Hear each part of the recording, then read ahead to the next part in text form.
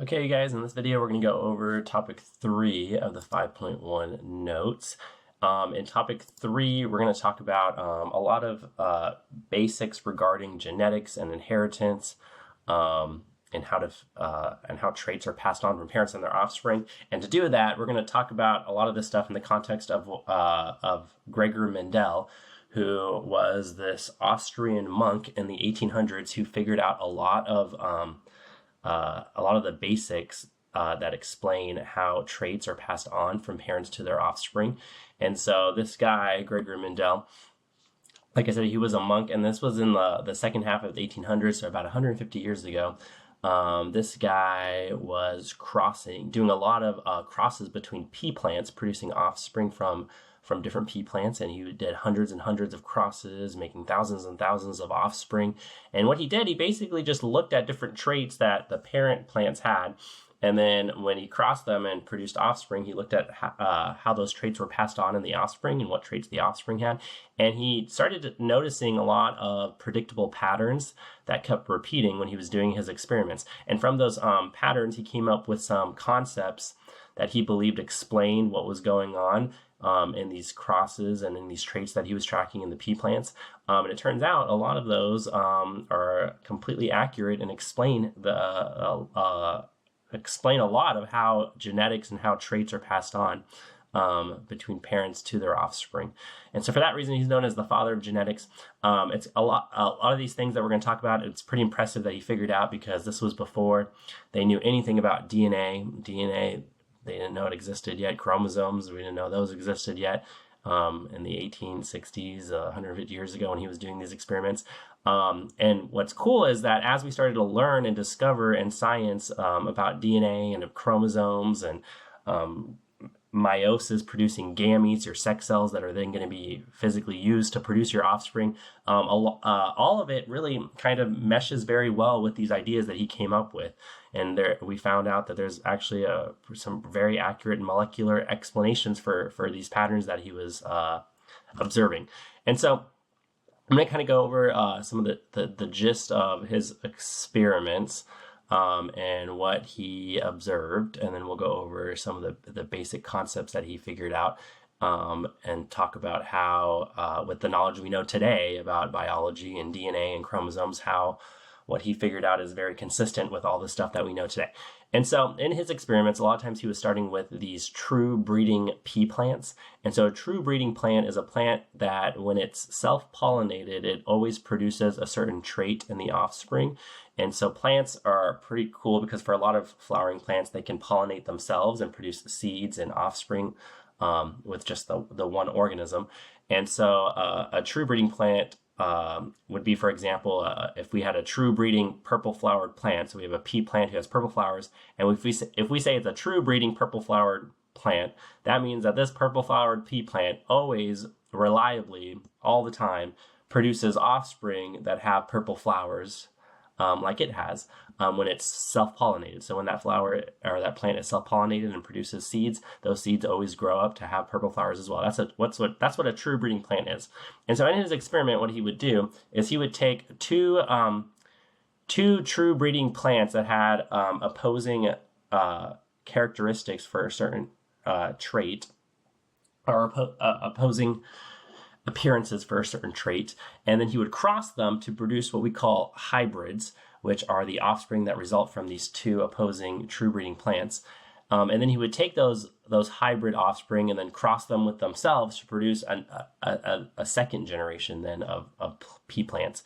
And so, for example, he would take a true breeding purple flower plant that always produces purple flowers, and he would take a true breeding white flowered plant, and he would cross them together. And that would produce what we call a hybrid in this context, which is a plant that results from two different true breeding plants, opposing true breeding plants. And that would be what's called the F1 generation. And so the two original plants, we call that the P generation.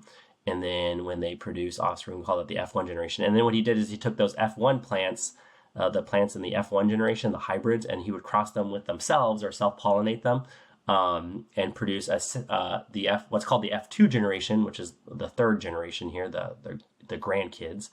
And then he looked at how that trait, in this case flower color, was passed on.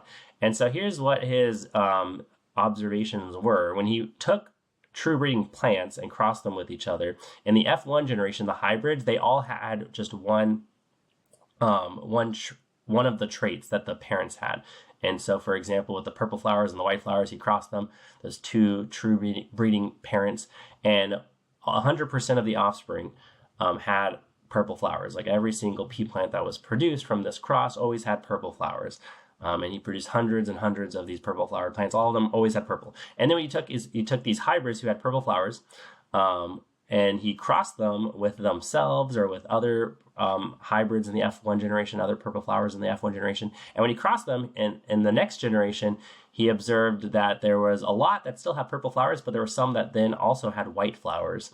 And he also noticed that there was this this proportion that kept popping up in the F2 generation, where it was a 3-to-1 ratio, or 75% had the purple flowers, or 25% had the white flowers on average. Which, if you think about this is kind of a strange result to get if you don't really know anything about genetics yet. Like if you take a purple flower and a white flower, they produce all purple flowers. But then for some reason, if you take those purple flowers and you cross them with other purple flowers in that generation, all of a sudden now there's flowers that have white flowers. It's kind of weird. And he did that for lots of different traits, not just flower color, but he did it for seed color and seed shape and pod color, flower positions, the height of the flower, for lots of different traits. And again, he had the same basic setup where he would take true breeding parents that had opposing characteristics, and then produce the hybrids, and then take the hybrids and then cross the hybrids with themselves to produce the F2 generation. And in the F2 generation, he kept getting this 3-to-1 ratio for these traits that he was tracking. And so with this information, these observations, he came up with an explanation for why this might be happening. And so there's these concepts that he comes up with involving genetics and inheritance. And so that's what I'm going to talk about right now. I'll kind of explain some of those concepts right now, and then kind of show you how today, with what we know about DNA and chromosomes, how it's very consistent with what he figured out, which is pretty cool. So, for example, one concept he came up with, which this is kind of an obvious one, is that there's different versions of traits that exist. So for a given trait, there's going to be different versions that exist. So for flower color, there's different versions of flower color that exist. There's purple and there's white. For seed color, there's different versions of seed color. You could have green seeds, you could have yellow seeds. So first and foremost, he figures out that, okay, yeah, for certain traits, there's going to be different versions that exist. And so those are called alleles. Soon we'll start calling those, or soon in the course of science, we start calling those alleles. Alleles are the different versions of traits that exist. So there's purple alleles that code for purple flowers, and there's white alleles that code for white flowers. And so there's that. And then he figured out, or not figured out, but his second idea was that for each trait or each characteristic, you get 2 alleles. Inside an organism, you're going to have 2 alleles for each trait. And so there's these different alleles that exist, and for each trait, you're going to have two alleles inside of you somewhere. He doesn't know what it is, but something inside of you. There's 2 sets of instructions you have for each trait or characteristic. So for flower color, you have 2 sets of instructions inside of you for flower color, or 2 alleles. Maybe you have instructions for purple. You have a purple allele, and you have instructions for purple. Maybe you have 2 sets of instructions to have purple flowers. Or maybe you have instructions for purple flowers and instructions for white flowers. Or maybe you have instructions for white flowers and instructions for white flowers. But you have 2. You have 2 sets of instructions inside of you for each trait or characteristic. Which again, today we know that to be very true, and we'll talk about that in a second. And then his third concept was that if the 2 alleles that you have for a certain trait are different, which happens sometimes, maybe you have the instructions for purple flowers, but also inside of you have the instructions for white flowers. That happens. And what he suggested is that, or figured out, is that certain alleles are going to be dominant over other alleles. And so when you end up with a situation where you have 2 different sets of instructions for a certain trait, that one of those alleles is going to win.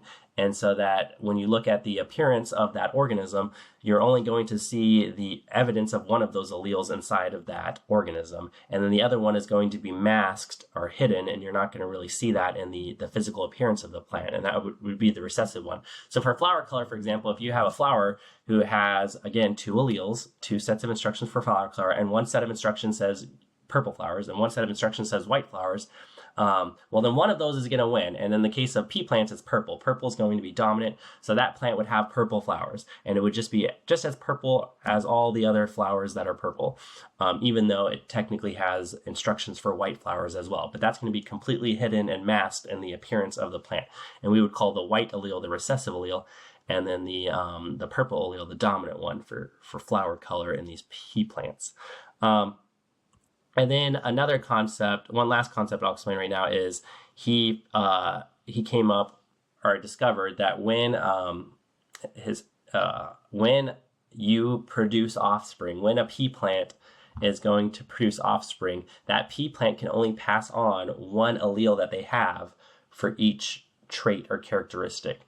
And so the pea plant would have 2, right? You have 2 alleles for every trait or characteristic. But when you have an offspring, you can only pass on one of those 2 to your future kid. So when you produce some kind of packaged gamete, some kind of sex cell that's going to be passing on the information to your kid, and that cell that you're going to pass on to produce your kid is going to be the instructions, is only going to be one of the sets of instructions you have for each gene, not both. So for example, if you had, again, if you were a pea plant and you had 2 alleles for flower color, one of them was purple and one of them was white, you have a purple allele and a white allele, instructions to have purple flowers, instructions to have white flowers. When you have kids, you can only pass on to your kid or your future offspring, you'd only pass on to your kid one of those alleles. So you can either pass on the purple allele or you can pass on the white allele, but you can't pass on both of them. You, as one of the parents, can only pass on one of them. And then the other parent is going to have to pass on the other allele. But you only pass on one, not both, for each gene or characteristic or trait. And so that's called the law of segregation, the fact that you have 2 alleles for each trait, but you can only pass on one of them to your kids. And so now I kind of want to go back and explain on a biological level, with information that we know today, how this is all very consistent with stuff we know about DNA and chromosomes and meiosis. And so, for example, this idea that there's different versions of traits that exist or characteristics that exist in an organism is explained today by the fact that your genes are sequences of DNA that code for specific proteins that are going to produce specific traits that you have. And that DNA sequence can be slightly different and code for a slightly different version or functional or non-functional form of a protein to produce a different trait. And so, for example, I'll keep using the example of flower color. For flower color, like I said, there's a purple allele and a white allele. But what those alleles actually are, what we know today is that those alleles are actually a sequence of DNA located on a chromosome that you have somewhere that has the instructions to produce a protein, usually, that's going to then produce that flower color. And so if you have purple flowers, it's because there's a sequence of DNA that you have at a special location on your chromosome that codes for a protein that produces purple flowers. But then you could have different versions of that exist. Like there's other alleles that exist, like for white flowers, there's an allele for white flower that exists, and that allele is actually also a DNA sequence that you would have at the same location on the same type of chromosome. But that DNA sequence would vary a little bit. It would be a slightly different sequence of DNA that leads to a different protein or a different functional variant of that protein, maybe a non-functional variant of that protein. So in this case, for flower colors, if you have this sequence of DNA, it leads to no functional enzyme being produced, and so you're not producing these purple pigments. So then you would have white flowers, for example. And so different alleles are actually different DNA sequences that you could have on your chromosomes. And then you're going to get two of those because you are going to get a set of genes and a set of chromosomes from your mom, and you're going to get a set of chromosomes and a set of genes from your dad. So you have homologous chromosomes, which we've talked about in the previous videos in this unit, where your mom and your dad each gave you a chromosome with the same set of genes on it. And so in this case, for pea plants, the plant is going to have a gene for flower color, but it's going to have 2 copies of that gene because it's going to have a chromosome from the dad plant that it got with instructions for flower color, and it's going to have a chromosome from the mom plant that it got with instructions for flower color. So you will end up with 2 alleles for a trait because you have homologous chromosomes. Each parent is giving you a set of chromosomes, and you're a diploid organism, which for humans and a lot of other animals and certain plants like pea plants, they are diploid organisms, and they're going to get a set of chromosomes from the mom and a set of chromosomes from the dad, which are then going to give you 2 alleles for each gene. For any given gene, whether it's seed color, flower color, seed shape, you're going to have 2 sets of instructions, one on a chromosome that your mom gave you and one on the chromosome that your dad gave you. So that's super consistent with what Mendel was thinking. And then some of those alleles are going to be dominant sometimes over the other alleles, like for this case with flower color, because one of these alleles, for the allele for purple flower, is a specific sequence that produces this functional protein that produces purple pigment. And this allele for white flowers is a different sequence of DNA that doesn't produce a functional enzyme, producing no purple pigment. That means that if you ended up with both, because you're going to get 2, and let's say you got on one chromosome from one parent, you got the DNA sequence that leads to this protein that makes purple pigment, but on the other allele you got from the other parent, it has this DNA sequence that doesn't lead to a functional protein. Well then, since this guy is not making any pigments, but you do have this sequence leading to this protein that is making purple pigments, it's maybe not too surprising that, yeah, you're going to have purple flowers still, because you still have the instructions on one of those alleles. There is the instructions to make that protein that makes purple pigments. So you're going to have purple. So we would say purple is dominant because even if you end up with purple and white, the white one's not really doing anything. And the purple one is still having the instructions to make that enzyme that makes purple pigment in the flowers. And so purple would win. If it was between purple and white, you're going to end up with purple flowers because white's not making anything and purple is making something. And if you end up with both, well, then you're going to be making the purple pigments. And so there are a lot of situations where you are going to have a dominant allele over a recessive allele just because of the way those proteins get produced from those different DNA sequences. One of them might be a winner, and one of them would be completely invisible because of the other allele being present. And then for those alleles, we typically represent the alleles by a capital or lowercase letter. So a dominant allele is usually represented by a capital letter, and a recessive allele is represented by a lowercase letter. And for a specific trait, we usually use the same letter for a specific trait. So first, talking about flower color, and there's different alleles that exist for flower color, like purple and white, we would try to use the same letter. So if you're talking about the same gene, like the gene for flower color, we would use the same letter to represent the dominant and recessive allele. We would just use a capital and lowercase version of that letter for each allele, depending on which one's dominant, which one's recessive. And usually, a lot of times we use the allele that's dominant, we use that letter. So in the case of flower color, purple is dominant, so we use the letter P. And so we'd use an uppercase P to represent a purple allele and a lowercase p to represent a white allele, since it's the recessive one. So then I want to just go over some vocab with you guys, some basic genetic vocab. There's something called genotype. Genotype is a word we use today to refer to what are the 2 alleles you have for a certain gene. So for every gene, you're going to have 2 alleles, just like we said. So like for flower color, the flower color gene, a pea plant is going to have 2 alleles. The 2 alleles that it has, that's the genotype. So you could have 2 purple alleles, like a big P and a big P. That could be your genotype. You have a purple allele, and then you have a purple allele. You have the instructions to have purple flowers and the instructions to have purple flowers. That would be your genotype. Or maybe you have 2 white alleles. You have 2 of the recessive alleles. You have instructions to have white flowers, instructions to have white flowers. That would be your genotype. Or you could you could have one of each. You could have instructions to have purple flowers and instructions to have white flowers. So maybe you have a dominant allele and a recessive allele. But that's going to be your genotype. Now, if those 2 alleles are the same, we say that your genotype is homozygous. Like if you have 2 purple alleles, we would say that you're homozygous. Or 2 recessive alleles, we would say you're homozygous. Either homozygous dominant, you have 2 of the dominant alleles, or homozygous recessive, you have 2 of the recessive alleles. Now, if you have 2 alleles that are different for a gene, which happens a lot, maybe the 2 alleles you have don't match, we say that you're heterozygous. So that's what genotype is. And then phenotype is your actual physical appearance that you're going to express because of those two alleles that you have. So you have these two alleles, but then ultimately you're going to have some kind of physical expression in the organism of that information. And that physical appearance is called your phenotype. So for flower color, I mean, you're going to either end up with purple flowers or white flowers. That's going to be your phenotype. And it depends on the two alleles that you have. If you have two purple alleles, well, then yeah, you're going to have purple flowers. Or if you have two white alleles, well, then yeah, physically you're going to have white flowers. And if you're heterozygous, if you have a purple and a white allele, because purple is dominant, you're going to have purple flowers. That would be your phenotype. So this would lead to purple, that would lead to purple, this would lead to white. So think phenotype as like the pH, and phenotype is like the pH and physical appearance, or like the physical expression of that gene that you're actually going to see visibly in the organism.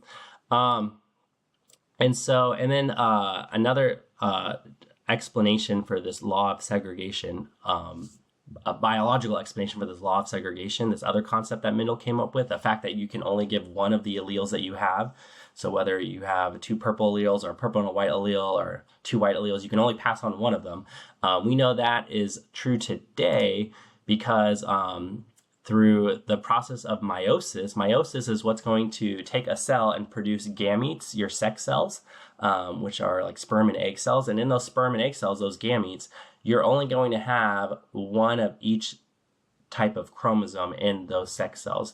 So your homologous chromosomes during meiosis are going to separate and be divided into the final daughter cells, each carrying only one set of instructions, only one set of alleles for each trait that you have, or each gene. So in this example, let's say if you look at this picture, again, let's say we're talking about pea plants. And so for pea plants, this is looking at the R's is for this gene for the seed shape. You could have round seeds or you could have wrinkled seeds, and round is dominant. But let's say you're heterozygous. You have instructions to have round seeds and you have instructions to have wrinkled seeds because you have a chromosome from mom and you have a chromosome from dad, right? You have two alleles.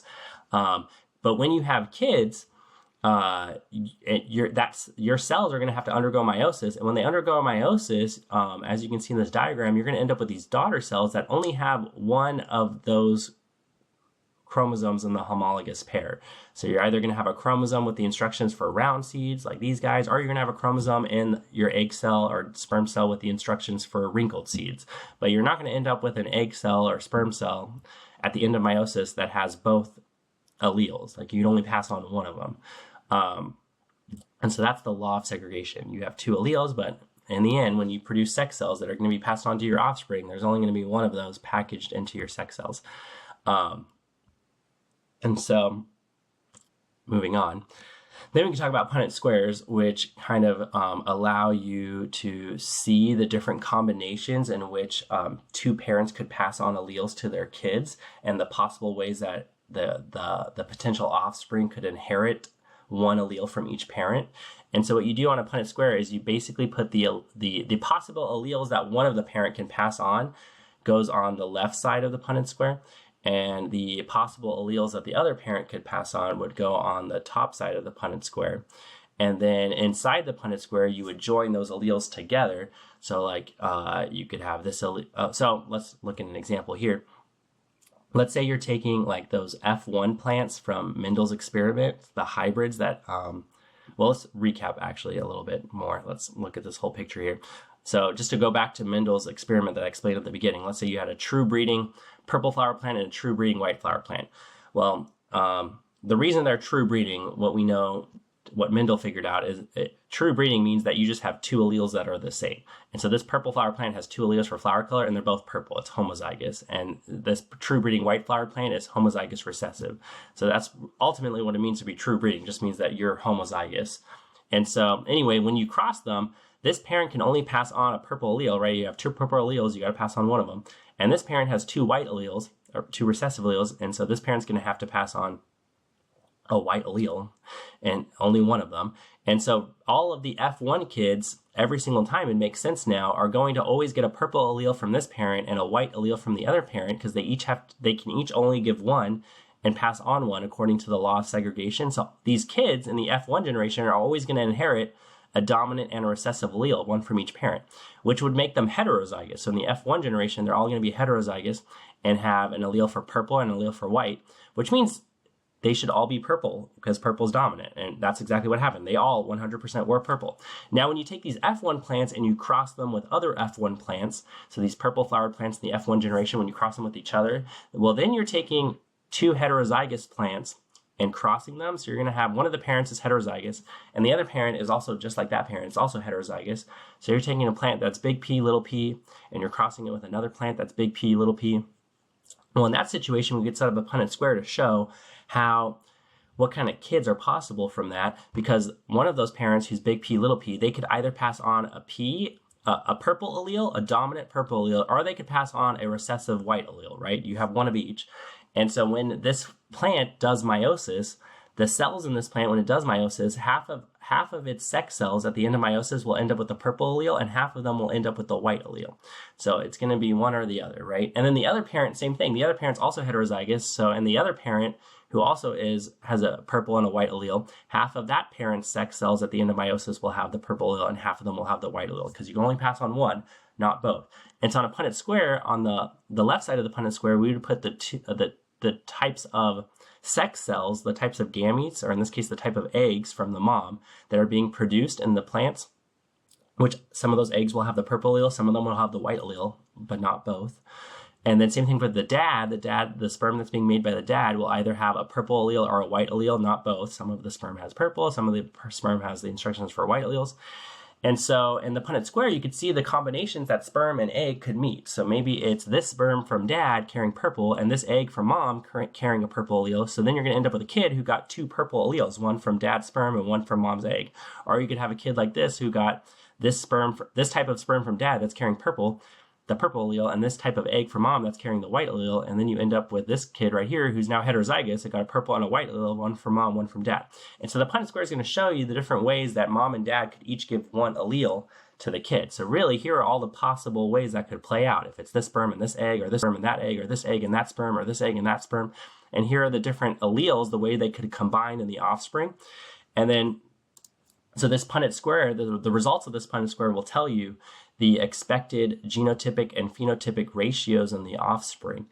And so you can see in terms of genotypes, you have some kids who are homozygous dominant, you have some kids who are heterozygous, you have some kids that are possibly going to be homozygous recessive. And so when I look at the genotypic ratio right here, I could write it like this. I could say in the offspring from this cross, for every one kid that has two purple alleles, there should be two kids that are heterozygous and one kid that's homozygous recessive. So there's a 1 to 2 to 1 ratio in terms of the genotypes that I should expect to see in the offspring. And so I don't know how many kids they're going to have. This doesn't mean that they're going to have 4 kids. This is just showing you the 4 ways that egg and sperm could combine. But once they do have kids, maybe they have thousands of kids. Among those kids, there should be about a 1 to 2 to 1 ratio in terms of these genotypes that the kids have, or 25%, 50%, 25%. 25% of the kids should have these 2 alleles, 50% should have those 2 alleles, and 25% should end up with 2 recessive alleles. And then we could also look at the phenotypes in terms of how they physically look. Well, if you end up with 2 purple ones, you're going to be purple. If you end up heterozygous, you're also going to be purple because purple is dominant. And if you end up with 2 white alleles, well, then you're going to be white. And so we would say that's a 3 to 1 ratio. There's 3 outcomes that lead to being purple for every 1 outcome that leads to being white. So I should see in the offspring a 3 to 1 ratio, or 75% should be purple and 25% should be white, which is exactly what Mendel found out in his experiment in the F2 generation. When he crossed those F1 hybrids with each other, there was a 3 to 1 ratio, or a 75%, 25% outcome in the phenotypes for those kids, which matches perfectly his model here that he created with these ideas of dominant recessive alleles, and you have 2 and you can only pass on 1. It's exactly what's happening here. So then there's something called a test cross that you can do. So like, let's say there's a plant that has the dominant phenotype. If you have a plant that has the dominant phenotype, you don't necessarily know its genotype. And so, for example, if I have a purple flowered pea plant, well, there's 2 reasons you could have purple flowers. One could be maybe you have 2 purple alleles. That's one genotype that would lead to being purple flowered. Or you could be heterozygous, because heterozygous pea plants would also have purple flowers. And technically, you don't know necessarily just by if you looked at a random purple plant, you don't know what 2 alleles it has. It could be homozygous dominant or it could be heterozygous. So to find out, you could do something called a test cross, where you take that dominant phenotype plant that you technically don't necessarily know the genotype of, and you cross it with a recessive plant, a plant that has the recessive phenotype, because a plant that has the recessive phenotype, you actually do know its genotype. If you have the recessive phenotype, you have to have 2 recessive alleles. You have to be homozygous recessive. That's the only thing that would lead to having a recessive trait, a recessive phenotype. And so you could take that dominant purple flower and cross it with a white flower, and you could look at the kids. And by looking at the kids that are produced from that cross, you could figure out if that purple flower was homozygous dominant or heterozygous. So for example, if all of the offspring are purple, you cross these 2 plants and every single offspring is purple. Well, that would only happen if that plant had been homozygous dominant. If that plant was homozygous dominant and had a purple, 2 purple alleles, like this example right here, and the other parent had 2 white alleles, because we know that for sure because it has white flowers, and you cross them, if you look at the Punnett square, well, all the eggs that parent is making, if they were purple, hypothetically, and all of the sperm that the other parent was making are all have the white allele, well, then all of the kids will always end up with a purple and a white allele, one from each parent, which would mean all of them should be purple. So if all the kids are purple, the only way that's possible is if the purple flower was homozygous dominant. That would lead to all the kids being purple. But if you cross them and you have some kids that have white flowers from this cross, well, the only way that some of the kids could have white flowers, that would be a dead giveaway that parent that had purple flowers must have been heterozygous, because the only way you can end up with white flowers from this type of cross is if that parent had a purple and a white allele, and some of them got the white allele from that parent along with the white allele from the other parent, which would lead to some homozygous recessive individuals. So that's what a test cross is. It's basically just taking a plant with a dominant phenotype whose genotype you don't know for sure, and crossing it with a recessive individual, and then look at their kids, and that will give you clues about, okay, what does that parent have to be? What genotype, what 2 alleles does that parent have? It usually can make it very obvious. Okay, I also want to talk about one last thing in this topic about what Mendel did in his experiments. One other thing that he did in his experiments was he would track not just one trait at a time in the parents and the offspring, but he would track multiple traits at the same time. So like I talked about earlier, he was in a lot of his crosses, he was tracking like just one trait. Like he was looking at the flower color of the parents and the flower color of the offspring, or the seed color of the parents and then what seed color did the offspring have. But there was a lot of crosses and experiments that he did where he was tracking multiple traits at the same time. So he was looking, for example, at the flower color and the seed color of the parents, and then looking at the flower color and the seed color of the offspring at the same time. And in those type of crosses, one very popular type of cross that he did was called a dihybrid cross, where he was tracking multiple traits at the same time. Now, a dihybrid is a plant that is heterozygous for 2 different traits. And so for one trait, they're heterozygous, and another trait, they're heterozygous.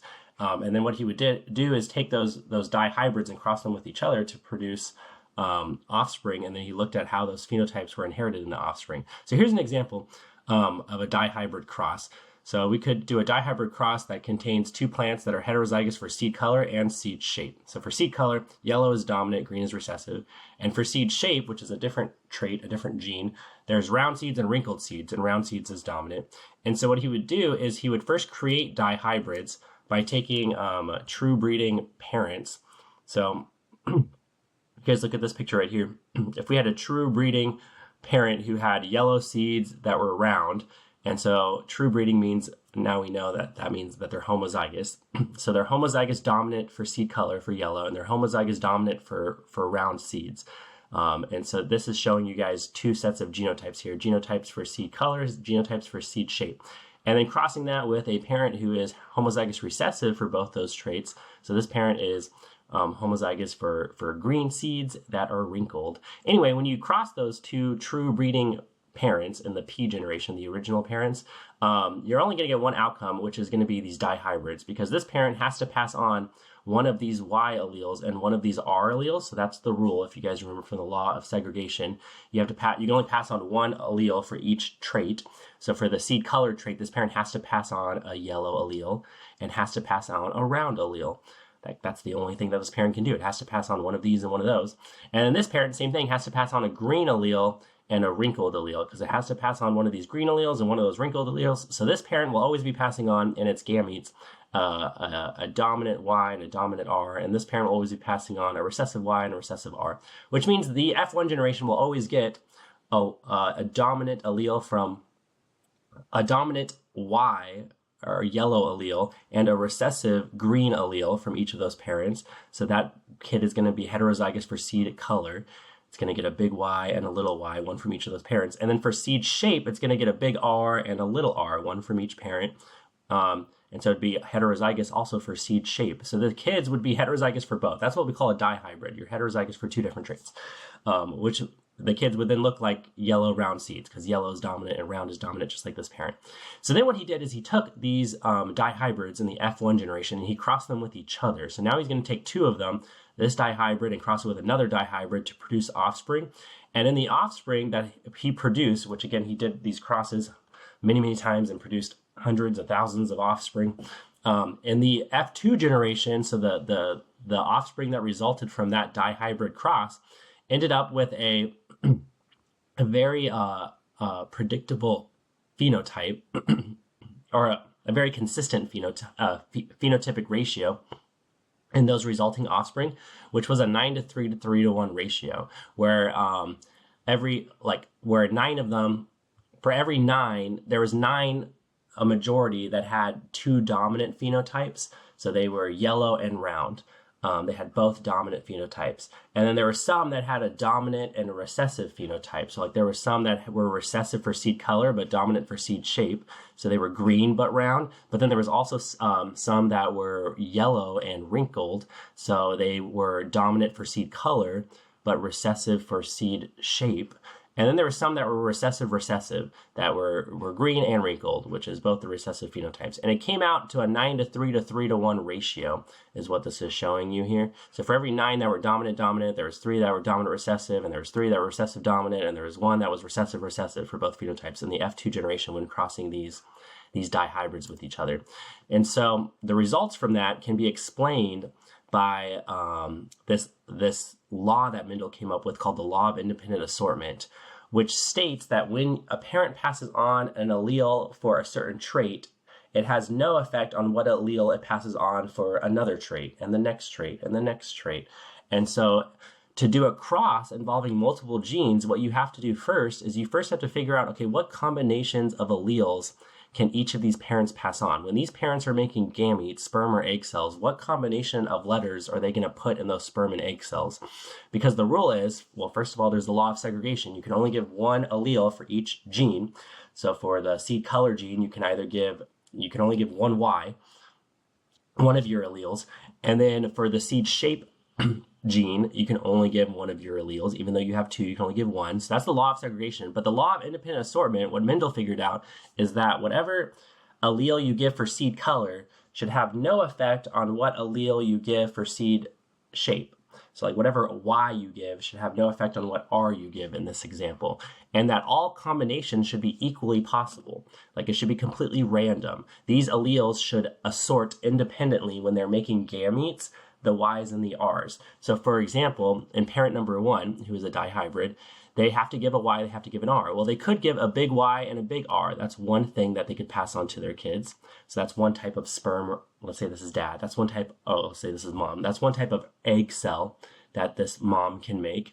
But there's some eggs that this mom is making that have a big Y with a little r. That's also possible. You have to give a Y, you have to give an R. Sure, you can give a big Y with a little r. Or you can give a little Y with a big R, or you could pass on a little Y with a little r. It has to be one of each. But according to the law of independent assortment, all possible outcomes should be equally likely. Like whatever Y you give should have no effect on what R you give, which means all of these gametes that mom is making should be possible and equally possible according to the law of independent assortment.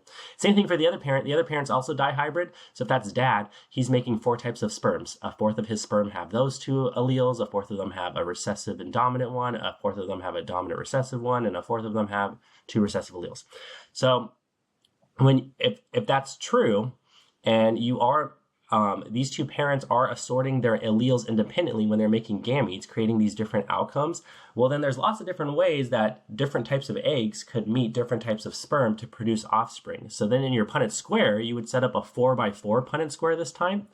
And in your 4x4 Punnett square, the reason it's 4x4 is because there's 4 types of eggs. There's 4 combinations of alleles that mom could pass on. and there's 4 types of alleles that dad could pass on in the sperm.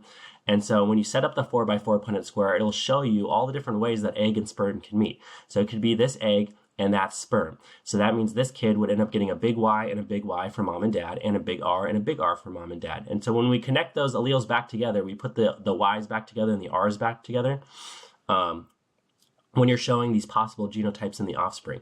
Or, like another example, it could have been, let's say this one right here, which is a big Y and a little R, with this sperm that's a big Y, a little R. So this kid would get a big Y and a big Y for mom and dad, and a little R and a little R for mom and dad. So that would be the kid's genotype, big Y, little r, little r. Homozygous dominant for seed color, homozygous recessive for seed shape. Or like this kid would get a big Y from one of the parents and a little Y from the other parent, and a big R from one parent and a little r from another parent. So this kid would be a dihybrid, actually. It would be heterozygous for both traits. And when we put those letters back together, make sure that you guys always put the dominant allele first. So if there's a dominant allele, that one goes first. So you put the alleles back together, the Ys with the Ys, the Rs with the Rs, but if there's a dominant one, that one goes first. So you'd end up with this genotype for this kid right here. And so this is showing you all the different genotypes you'll end up with, and it even shows you in this picture the phenotypes those kids would have depending on those alleles that they have and what's dominant and what's recessive. And this outcome actually shows you that you should get this 9 to 3 to 3 to 1 ratio. For every 9 kids that are dominant, there's 3 kids who are dominant recessive and 3 kids who are recessive dominant and 1 kid who's recessive recessive, which matches perfectly with what happened with Mendel's dihybrid crosses. When he was taking 2 dihybrids and crossed them for 2 different traits, whatever 2 traits they were, whether they were dihybrids for seed color and seed shape, or flower color and flower position, or pod color and pod shape, this is the outcome he got when he crossed dihybrids, which supports his conclusion that there's this law of independent assortment, that these alleles are assorting independently. And so that's what that cross is showing here. That's how we would do a cross involving multiple genes. So whenever you guys are doing a cross involving, like, let's say 2 genes, you first need to figure out, if you want to see all the possible outcomes, you first need to figure out what combinations of alleles could one parent pass on, and what combination of alleles could the other parent pass on, and then set up your Punnett square accordingly depending on how many combinations are possible. In this case, there's 4 combinations and 4 combinations possible, so we have to set up a 4x4 Punnett square. In your guys' notes, there's some practice questions at the end where you guys will do a couple of these crosses involving multiple genes to see if you can figure it out. Now, today, that can be explained, this law of independent assortment can be explained today with our information that we know about chromosomes and DNA and meiosis, how that gametes are made in organisms, by the fact that during meiosis, your homologous chromosomes are pairing up. If you guys recall from topic 1 and 2, the homologous chromosomes pair up during meiosis, and they line up in the middle and then are separated from each other in meiosis 1, and then the sister chromatids are separated in meiosis 2. But the way those homologous pairs line up can be flipped or flopped. It's completely random, the orientation that they're lining up in pairs. So for example, like you could have like these 2 lining up like this and those 2 lining up like this during meiosis 1, but it also could have been flipped a little bit. Like you could have had them line up like this and this, where now you have like the blue one on this side, which is the same side as this red one, and this red one on the same side as this small blue one, which is going to lead to a different combination of alleles being passed on to the gametes. Like in this case, it leads to the big A and the big B ending up together in some of these, and the little a and the little b ending up together in some of these gametes. Whereas if they had lined up differently during meiosis, which is perfectly possible, it's very random how they're lining up, then you would end up with the big A and the little b ending up together, and you would end up with the little a and the big B ending up together in some of these gametes. And you'll see that, yeah, there's 4 possible outcomes here. You could end up with big A's and big B's together, or you could end up with little A's and little B's, or big A's and little B's, or little A's and big B's together. And it should be 1/4, 1/4, 1/4, 1/4, depending on how meiosis is happening. All these ways are equally likely according to the law of independent assortment, because of the way these chromosomes line up independently of each other, and can be separated in these different random combinations during meiosis. Anyway, that's the very end now of these topic 3 here, these notes. You guys have lots of practice questions to go through in your notes, and there's answer keys posted, and we'll do a lot of this in class. I'll see you guys later.